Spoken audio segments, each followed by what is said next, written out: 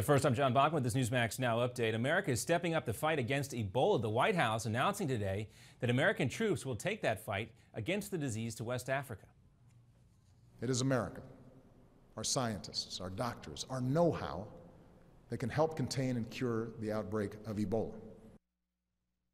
Of course, that was President Obama talking about the urgent need to get ahead of this health crisis last month. And tomorrow he's expected to visit the CDC to talk about the new White House plans. The Wall Street Journal also says today that he's expected to ask Congress for an additional $88 million. That money will go towards sending supplies, doctors, and portable hospitals to West Africa. In the fight against ISIS, dozens of countries say they're in, but Iran is out. Iran's Ayatollah sent out a series of tweets today calling the White House strategy to degrade and destroy ISIS empty, shallow, and biased. The State Department points out, though, that Iran was never asked to join the coalition.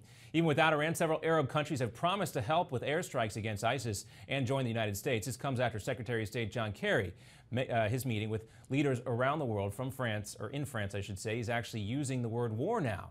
The Ukrainian military also and pro-Russian rebels have swapped dozens of prisoners captured along the war-torn regions of eastern Ukraine.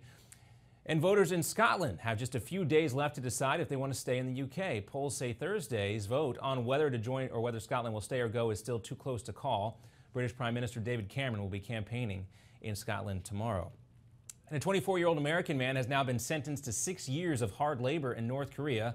Matthew Miller was convicted of hostile acts for illegally entering the country. Miller allegedly ripped up his tourist visa when he arrived in the Pyongyang airport back in April. North Korea's Supreme Court has accused the American of being a spy. Two other Americans are currently being detained in North Korea on similar charges. And a busy weekend for Pope Francis. He talked about the onset of World War III. This as he marries 20 couples at the Vatican.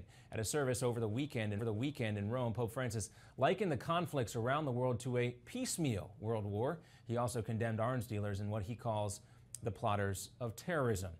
And Apple's iPhone already sold out of its new phones. These new phones are not even in stores yet. Just in one day, the company racked up 4 million pre-orders of its new iPhone 6 and iPhone 6 Plus, blowing through its entire pre-order supply.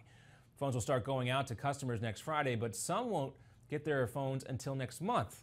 Or you can take your chances and wait in those long lines at one of the many Apple stores around the country. And hundreds of people have been forced from their homes in California by a pair of raging wildfires, both out of control. Nearly 2 dozen buildings have been damaged or destroyed so far in a fire near Yosemite National Park. And further north, a fire east of Sacramento is threatening hundreds of homes there. We have another update coming up for you in 30 minutes. For now, I'm John Bachman reporting from New York. We'll send now back to Ed Berliner in Midpoint.